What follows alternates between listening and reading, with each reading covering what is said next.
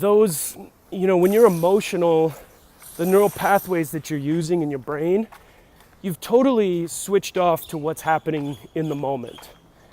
And you're probably not even capable, your neocortex, which is kind of our most it's our newest, like we have three parts to the brain: neocortex, the limbic brain, and then the blanket on the other, but it's basically the reptilian brain. So it's like kind of the reptilian, the more of the kind of monkey mind, and then neocortex is what you kind of consider to be like the newer brain, and that can help us with logic and reason and all those types of things. But if you get emotional, typically what ends up happening is you have neural pathways, patterns that are formed, and your brain will get into that. Let me give you an example. The other day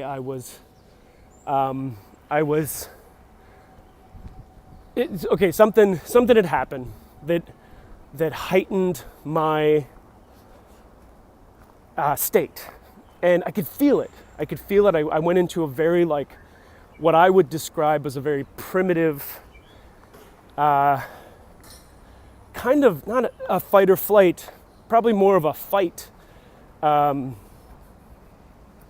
state. Okay, so then I was asked to do something that I had done multiple times. Key into a pad. I had to key into a pad to get in to open a lock.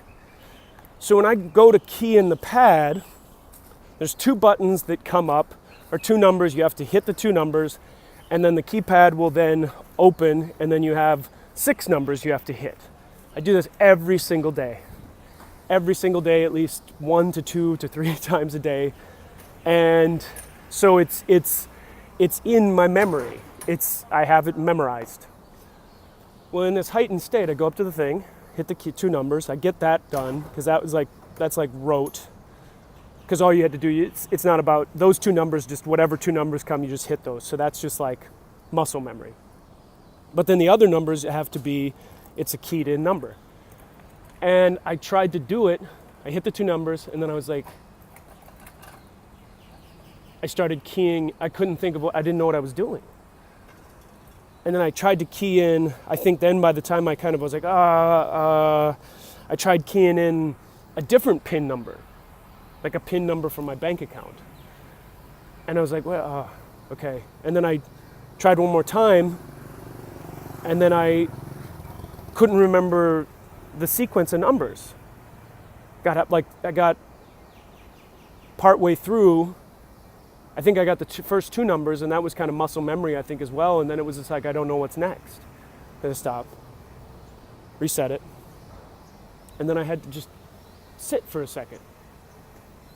Okay, here I am. And it was like I calmed down, and then the neural pathways were allowed to kind of like activate, and then I was able to key in the pad and key in the number.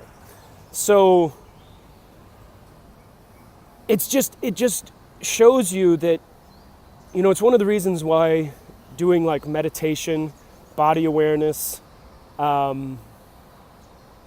again, self-awareness. A lot of the gurus out there right now, business gurus, whatever, any of those guys talk about. And the reason is because we're not, like, most of the time you walk around, people aren't necessarily self-aware of what's going on, and we're being controlled by all these subconscious, these patterns, these old habits that maybe at one point served us, but now aren't necessarily serving us. They're actually hindering us and keeping us from moving forward.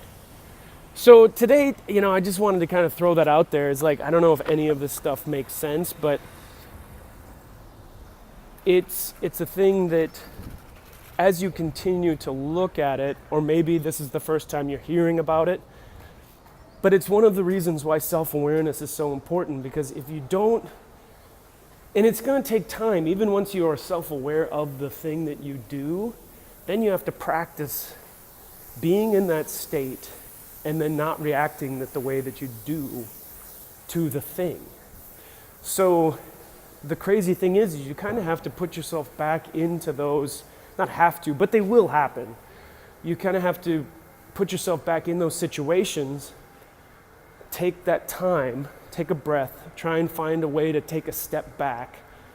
Don't go back into your habituation. You know, I did Alexander technique, and it was basically this. It was a way of saying, okay, you have these habits, these physical habits that when you get on stage, you know, you get angry, you do these things which you've learned, which are not the proper way to stay emotionally connected, especially as an actor.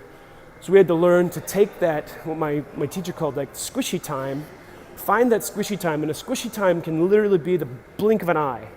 It doesn't have to be long. It's a moment, and the more and more you practice it, the quicker and quicker it happens. It's a quick check-in, boom, oh, feel that happening, I do this, and then the reaction is this.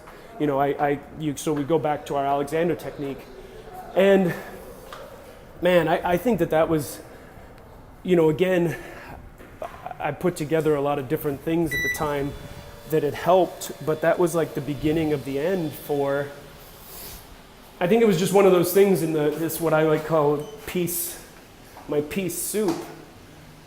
One of those things was Alexander technique, meditation, breath awareness, all those things, so that when you're heightened and in those situations, you start to say, oh, okay, I'm just falling back into this old habit that's not helping me, and it's actually not happening right now, it just feels like it.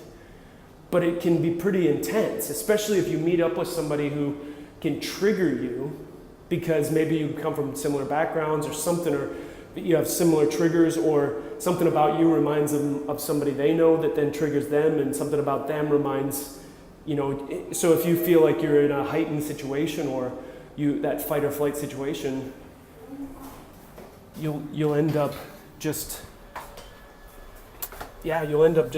going into that without even thinking about it, because it's not about thought. It's actually the absence of thought. You're going primitive. You're trying to save your life is pretty much what it is, and then you can't think. You can't logically think in those moments. Your brain shuts down. For me, I used to, like, if I'd get to those places, my tongue wouldn't even work. Like the words and sounds coming out of my mouth would stop working, because it's like you don't need that when you're trying to fight for your life. But there is no fight for your life. It's all, we've all created this kind of imagined fight for your life. But at one point, it probably was pretty real for you. And that's the thing, is like at that one point, it being pretty real for you, then what you got to find is a way to make it safe again, which it is most of the time. Now, if you're out on the street and being attacked, I mean, then absolutely you use that. But a lot of these times we get into this, like in business meetings, you're not necessarily fighting for your life, but then what ends up happening is people don't practice this stuff. And then so it's also like, how do I help, when I step into a situation, it's like, how can I help somebody in this situation so that they don't feel threatened? And then if they do feel threatened, how can we like diffuse that? How can we step that down so that we can get to a place where we can actually start having conversation and it's not emotional? So that's a lot of thoughts. I hope you guys are doing well today. It's Binge of the Body Whisperer. Keep moving, people, and we'll talk to you soon.